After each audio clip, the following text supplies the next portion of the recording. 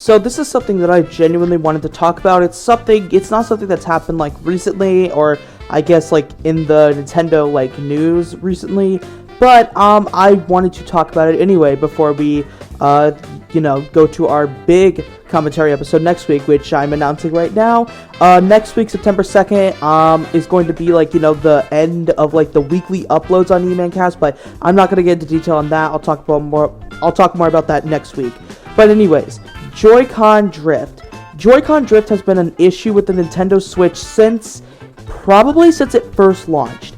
So for those who are unaware what Joy-Con drift is basically when your joysticks on your Joy-Cons just move, and you're not even touching it. So let's say you want to stop in a game. Well, Joy-Con drift, if your Joy-Cons have drift, then it'll just say, well, you know what, Buster?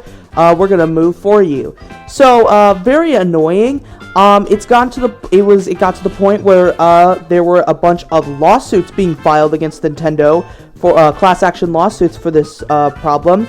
And Nintendo, being good old Nintendo, says that Joy-Con drift is not a real problem.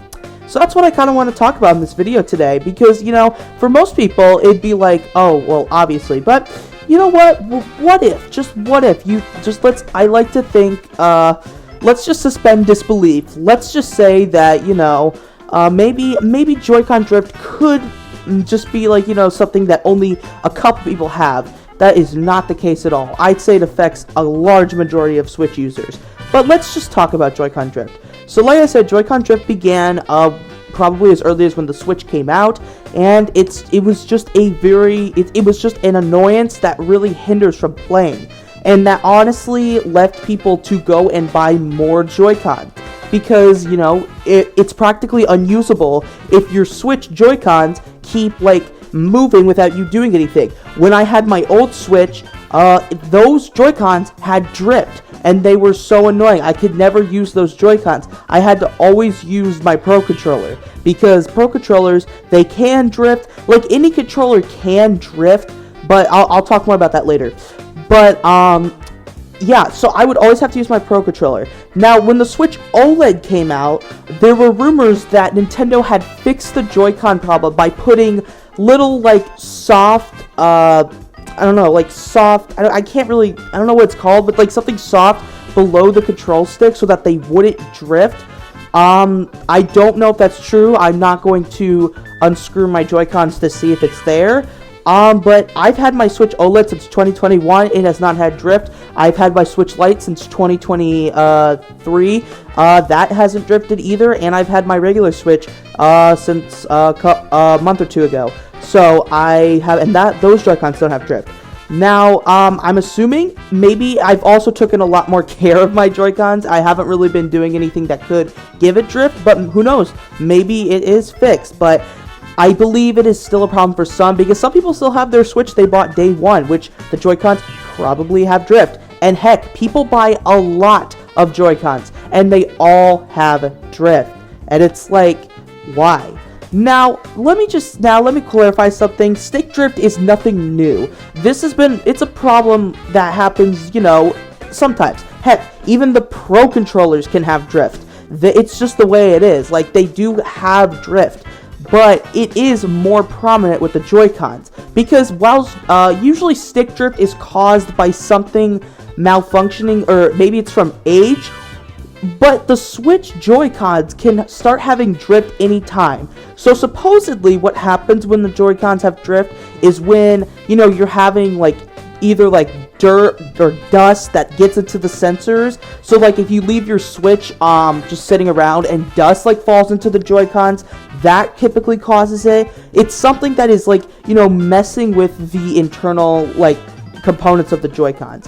And people have tried everything to try to fix it. There was a thing where you had to put where somebody was like, well, if you put a Q-tip in the Joy-Con, it actually fixed the problem.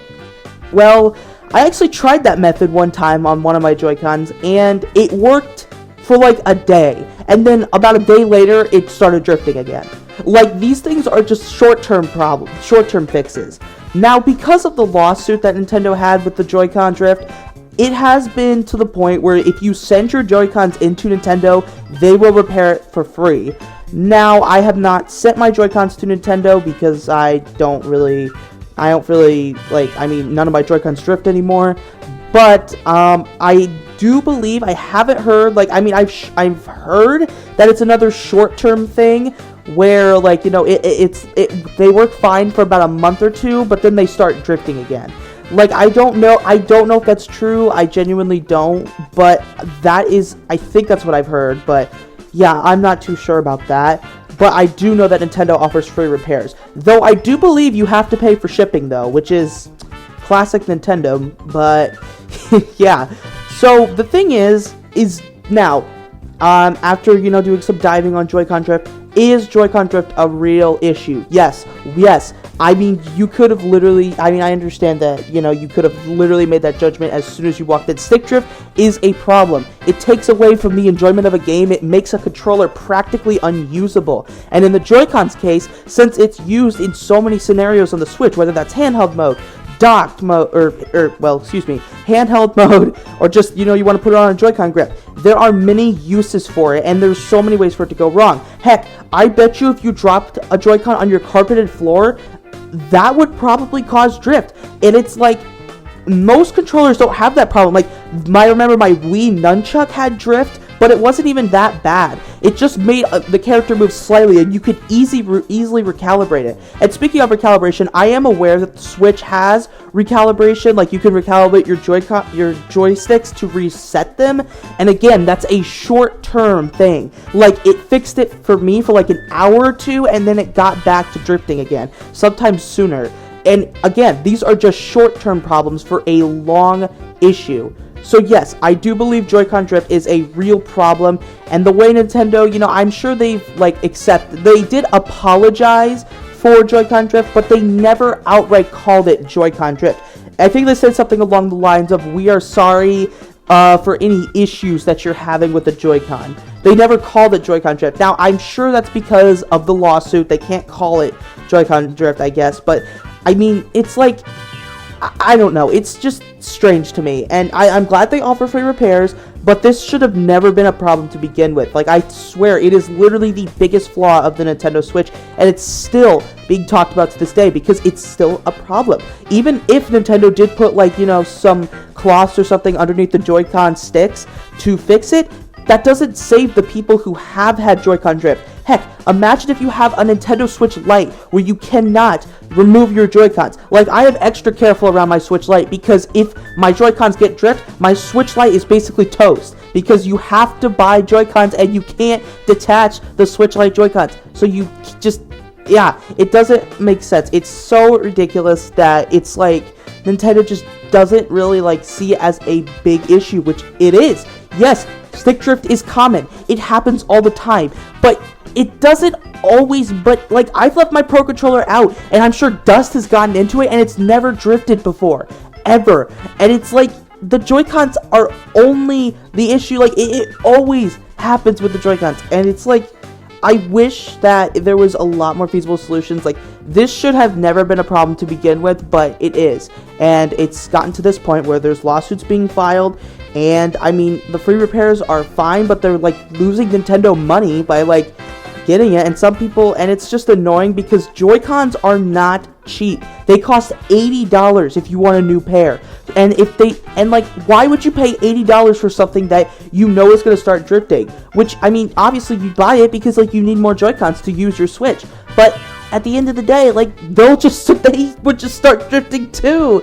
And it's just like this never-ending cycle of, like, garbage. But whew, I went on a tangent there, but Joy-Con drift, it's just something that genuinely makes my blood boil. So yes, it is a real problem, and yes, since I know the Switch is going to be around for at least a few more months, maybe even a few more years, Nintendo has not really done a whole lot to address it.